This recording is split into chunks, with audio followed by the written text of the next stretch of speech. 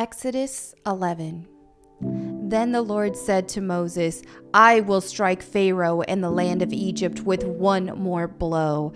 After that, Pharaoh will let you leave this country. In fact, he will be so eager to get rid of you that he will force you all to leave. Tell all the Israelite men and women to ask their Egyptian neighbors for articles of silver and gold. Now the Lord had caused the Egyptians to look favorably upon the people of Israel, and Moses was considered a very great man in the land of Egypt, respected by Pharaoh's officials and the Egyptian people alike. Moses had announced to Pharaoh, This is what the Lord says, At midnight tonight I will pass through the heart of Egypt. All the firstborn sons will die in every family in Egypt, from the oldest son of Pharaoh who sits on his throne to the oldest son of his lowliest servant girl who grinds the flour. Even the firstborn of all the livestock will die. Then a loud wail will rise throughout the land of Egypt, a wail like no one has heard before or will ever hear again. But among the Israelites, it will be so peaceful that not even a dog will bark. Then you will know that the Lord makes a distinction between the Egyptians and the Israelites. All the officials of Egypt will run to me and fall to the ground before me. Please leave, they will beg. Hurry and take all your followers with you. Only then will I go. Then, burning with anger, Moses left Pharaoh. Now the Lord had told Moses earlier, Pharaoh will not listen to you, but then I will do even more mighty miracles in the land of Egypt. Moses and Aaron performed these miracles in Pharaoh's presence, but the Lord hardened Pharaoh's heart, and he wouldn't let the Israelites leave the country. Exodus 12. While the Israelites were still in the land of Egypt, the Lord gave the following instructions to Moses and Aaron. From now on, this month will be the first month of the year for you. Announce to the whole community of Israel that on the 10th day of this month, each family must choose a lamb or a young goat for a sacrifice, one animal for each household. If a family is too small to eat a whole animal, let them share with another family in the neighborhood. Divide the animal according to the size of each family and how much they can eat. The animal you select must be a 1-year-old male, either a sheep or a goat, with no defects. Take special care of this chosen animal until the evening of the 14th day of the first month. Then the whole assembly of the community of Israel must slaughter their lamb or young goat at twilight. They are to take some of the blood and smear it on the sides and top of the doorframes of the houses where they eat the animal. The same night, they must roast the meat over a fire and eat it along with bitter salad greens and bread made without yeast. Do not eat any of the meat raw or boiled in water.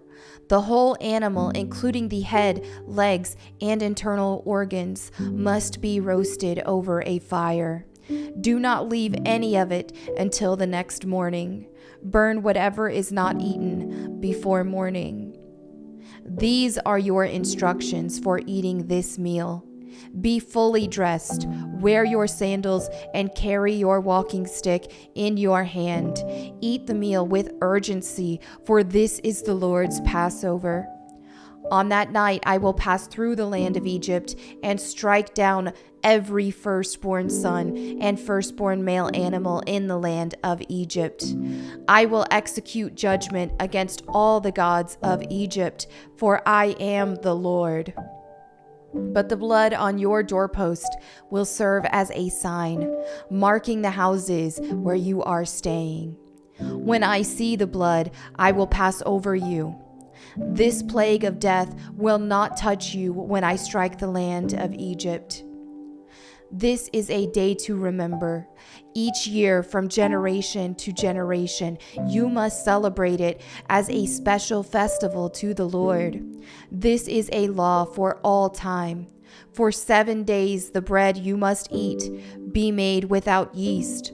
On the first day of the festival, remove every trace of yeast from your homes. Anyone who eats bread made with yeast during the 7 days of the festival will be cut off from the community of Israel. On the first day of the festival, and again on the 7th day, all the people must observe an official day for holy assembly. No work of any kind may be done on these days except in the preparation of food. Celebrate this festival of unleavened bread, for it will remind you that I brought your forces out of the land of Egypt on this very day. This festival will be a permanent law for you.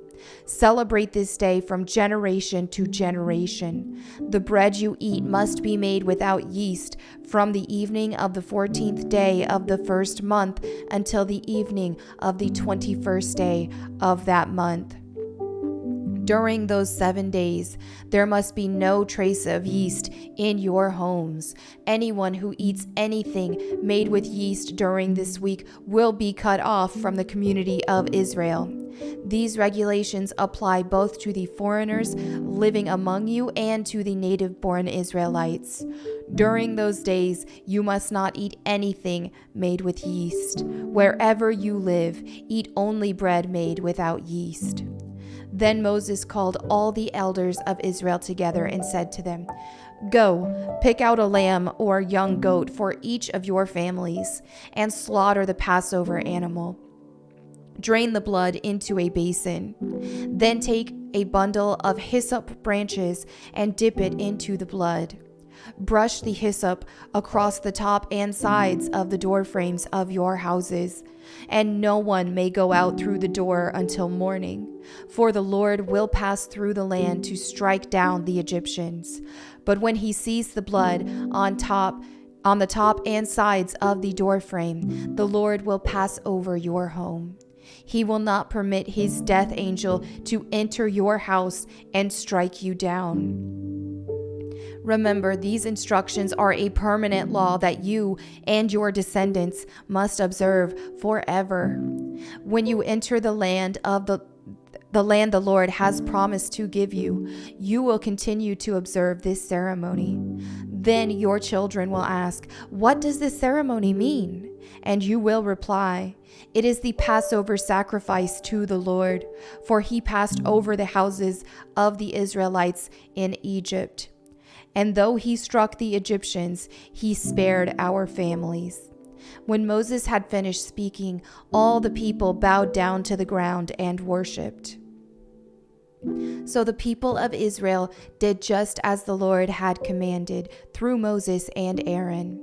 And that night, at midnight, the Lord struck down all the firstborn sons in the land of Egypt, from the firstborn son of Pharaoh, who sat on his throne, to the firstborn son of the prisoner in the dungeon. Even the firstborn of their livestock were killed. Pharaoh and all his officials and all the people of Israel woke up during the night, and loud wailing was heard throughout the land of Egypt. There was not a single house where someone had not died. Pharaoh sent for Moses and Aaron during the night. "Get out," he ordered. "Leave my people and take the rest of the Israelites with you. Go and worship the Lord as you have requested. Take your flocks and herds, as you said, and be gone. Go, but bless me as you leave." All the Egyptians urged the people of Israel to get out of the land as quickly as possible, for they thought, "We will all die." The Israelites took their bread dough before yeast was added. They wrapped their kneading boards in with their cloaks and carried them on their shoulders. And the people of Israel did as Moses had instructed. They asked the Egyptians for clothing and articles of silver and gold. The Lord caused the Egyptians to look favorably on the Israelites, and they gave the Israelites whatever they asked for. So they stripped the Egyptians of their wealth. That night, the people of Israel left Ramesses and started for Succoth. There were about 600,000 men, plus all the women and children. A rabble of non-Israelites went with them, along with great flocks and herds of livestock. For bread they baked flat cakes from the dough without yeast they had brought from Egypt. It was made without yeast because the people were driven out of Egypt in such a hurry that they had no time to prepare the bread or other food. The people of Israel had lived in Egypt for 430 years. In fact, it was on the last day of the 430th year that all the Lord's forces left the land. On this night, the Lord kept his promise to bring his people out of the land of Egypt. So this night belongs to him, and it must be commemorated every year by all the Israelites from generation to generation. Then the Lord said to Moses and Aaron, "These are the instructions for the festival of Passover. No outsiders are allowed to eat the Passover meal, but any slave who has been purchased may eat it if he has been circumcised. Temporary residents and hired servants may not eat it. Each Passover lamb must be eaten in one house. Do not carry any of its meat outside, and do not break any of its bones. The whole community of Israel must celebrate this Passover festival. If there are foreigners living among you who want to celebrate the Lord's Passover, let all their males be circumcised. Only then may they celebrate the Passover with you like any native-born Israelite. But no uncircumcised male may ever eat the Passover meal. This instruction applies to everyone, whether a native-born Israelite or a foreigner living among you." So all the people of Israel followed all the Lord's commands to Moses and Aaron. On that very day, the Lord brought the people of Israel out of the land of Egypt like an army. Exodus 13. Then the Lord said to Moses, "Dedicate to me every firstborn among the Israelites. The first offspring to be born of both humans and animals belongs to me." So Moses said to the people, "This is a day to remember forever. The day you left Egypt, the place of your slavery. Today the Lord has brought you out by the power of his mighty hand. Remember, eat no food containing yeast. On this day, in early spring, in the month of Abib, you have been set free. You must celebrate this event in this month each year after the Lord brings you into the land of the Canaanites, Hittites, Amorites, Hivites, and Jebusites. He swore to your ancestors that he would give you this land, a land flowing with milk and honey. For 7 days the bread you eat must be made without yeast. Then on the 7th day, celebrate a feast to the Lord. Eat bread without yeast during those 7 days. In fact, there must be no yeast, bread, or any yeast at all found within the borders of your land during this time. On the 7th day, you must explain to your children, I am celebrating what the Lord did for me when I left Egypt. This annual festival will be a visible sign to you, like a mark branded on your hand or your forehead. Let it remind you always to recite this teaching of the Lord.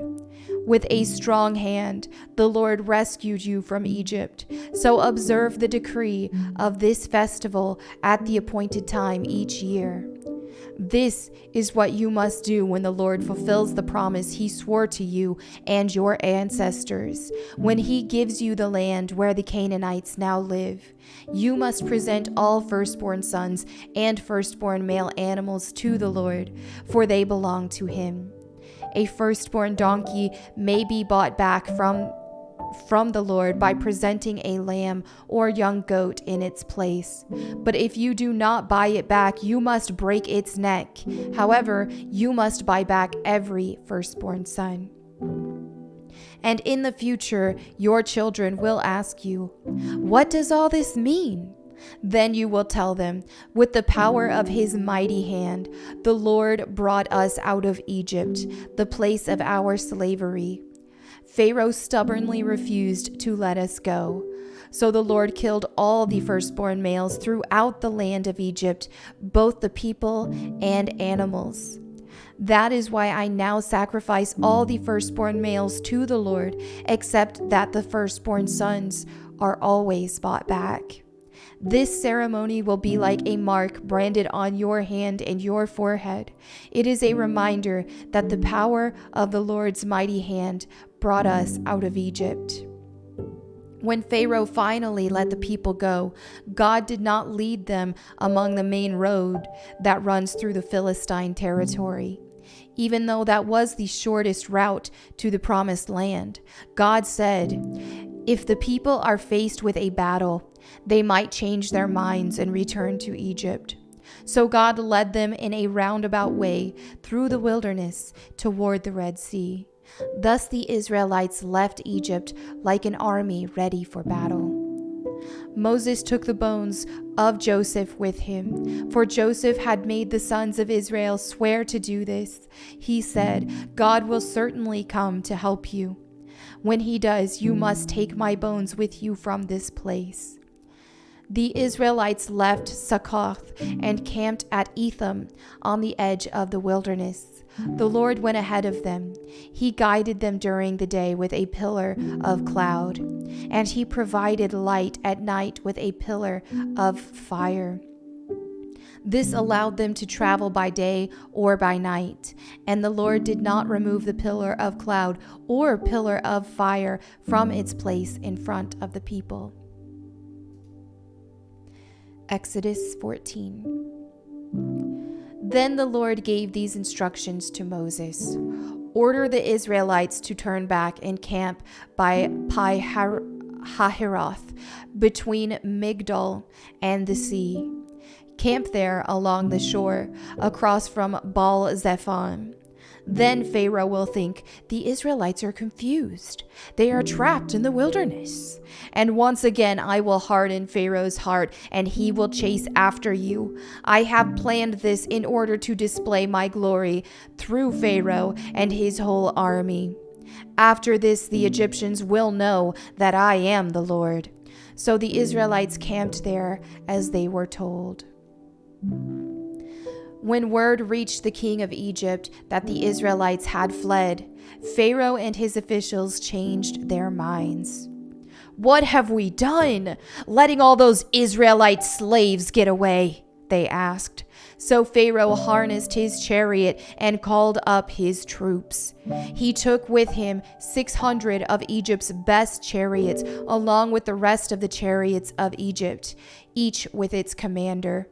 The Lord hardened the heart of Pharaoh, the king of Egypt. So he chased after the people of Israel, who had left with fist raised in defiance. The Egyptians chased after them with all the forces in Pharaoh's army, all his horses and chariots, his charioteers, and his troops. The Egyptians caught up with the people of Israel as they were camped beside the shore near Pi-hahiroth, across from Baal-zephon. As Pharaoh approached, the people of Israel looked up and panicked when they saw the Egyptians overtaking them. They cried out to the Lord, and they said to Moses, "Why did you bring us here to die in the wilderness? Weren't there enough graves for us in Egypt? What have you done to us? Why did you make us leave Egypt? Didn't we tell you this would happen while we were still in Egypt? We said, leave us alone. Let us be slaves to the Egyptians. It's better to be a slave in Egypt than a corpse in the wilderness." But Moses told the people, "Don't be afraid. Just stand still and watch the Lord rescue you today. The Egyptians you see today will never be seen again. The Lord himself will fight for you. Just stay calm." Then the Lord said to Moses, "Why are you crying out to me? Tell the people to get moving. Pick up your staff and raise your hand over the sea. Divide the water so the Israelites can walk through the middle of the sea on dry ground. And I will harden the hearts of the Egyptians, and they will charge in after the Israelites. My great glory will be displayed through Pharaoh and his troops, his chariots and his charioteers. When my glory is displayed through them, all Egypt will see my glory and know that I am the Lord." Then the angel of God, who had been leading the people of Israel, moved to the rear of the camp. The pillar of cloud also moved from the front and stood behind them. The cloud settled between the Egyptian and Israelite camps. As darkness fell, the cloud turned to fire, lighting up the night. But the Egyptians and Israelites did not approach each other all night. Then Moses raised his hand over the sea, and the Lord opened up a path through the water with a strong east wind. The wind blew all that night, turning the seabed into dry land. So the people of Israel walked through the middle of the sea on dry ground, with walls of water on each side. Then the Egyptians, all of Pharaoh's horses, chariots, and charioteers, chased them into the middle of the sea. But just before dawn, the Lord looked down on the Egyptian army from the pillar of fire and cloud, and he threw their forces into total confusion. He twisted their chariot wheels, making their chariots difficult to drive. "Let's get out of here, away from these Israelites," the Egyptians shouted. "The Lord is fighting for them against Egypt." When all the Israelites had reached the other side, the Lord said to Moses, "Raise your hand over the sea again. Then the waters will rush back and cover the Egyptians and their chariots and charioteers." So as the sun began to rise, Moses raised his hand over the sea, and the water rushed back into its usual place. The Egyptians tried to escape, but the Lord swept them into the sea. Then the waters returned and covered all the chariots and charioteers, the entire army of Pharaoh, of all the Egyptians who had chased the Israelites into the sea. Not a single one survived. But the people of Israel had walked through the middle of the sea on dry ground, and the water stood up like a wall on both sides. That is how the Lord rescued Israel from the hand of the Egyptians that day. And the Israelites saw the bodies of the Egyptians washed up on the seashore. When the people of Israel saw the mighty power that the Lord had unleashed against the Egyptians, they were filled with awe before him. They put their faith in the Lord and in his servant Moses. Exodus 15. Then Moses and the people of Israel sang this song to the Lord. "I will sing to the Lord, for he has triumphed gloriously. He has hurled both horse and rider into the sea. The Lord is my strength and my song. He has given me victory. This is my God, and I will praise him. My father's God, and I will exalt him. The Lord is a warrior. Yahweh is his name. Pharaoh's chariots and army he has hurled into the sea. The finest of Pharaoh's officers are drowned in the Red Sea. The deep waters gushed over them. They sank to the bottom like a stone. Your right hand, O Lord, is glorious in power. Your right hand, O Lord, smashes the enemy. In the greatness of your majesty, you overthrow those who rise against you. You unleash your blazing fury. It consumes them like straw.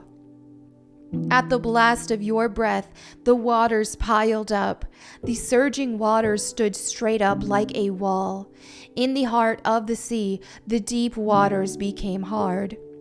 The enemy boasted, I will chase them and catch up with them. I will plunder them and consume them. I will flash my sword. My powerful hand will destroy them. But you blew with your breath, and the sea covered them. They sank like lead in the mighty waters. Who is like you among the gods, O Lord, glorious in holiness, awesome in splendor, performing great wonders?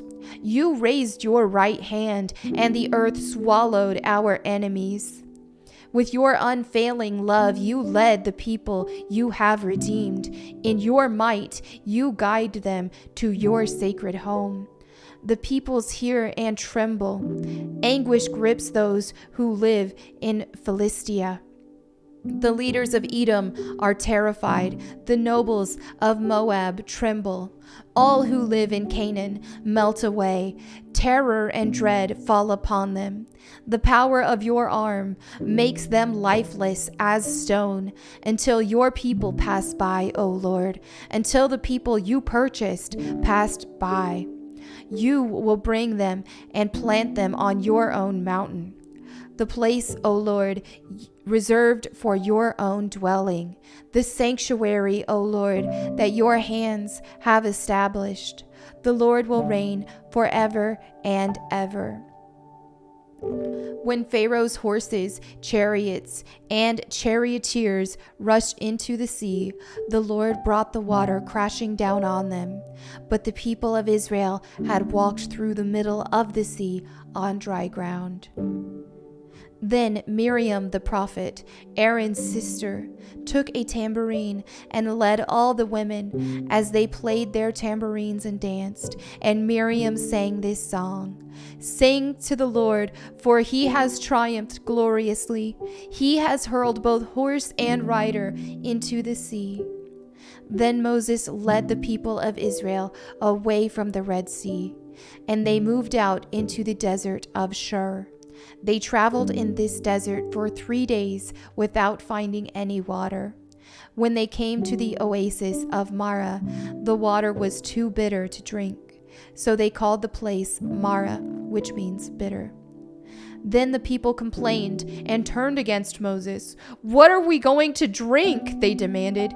So Moses cried out to the Lord for help, and the Lord showed him a piece of wood.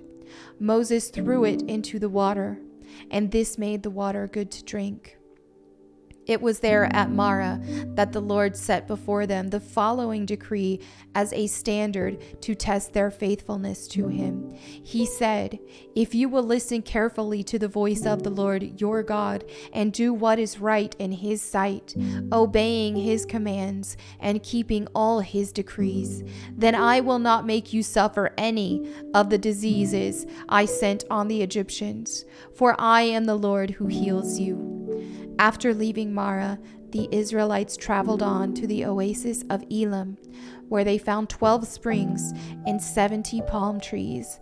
They camped there beside the water.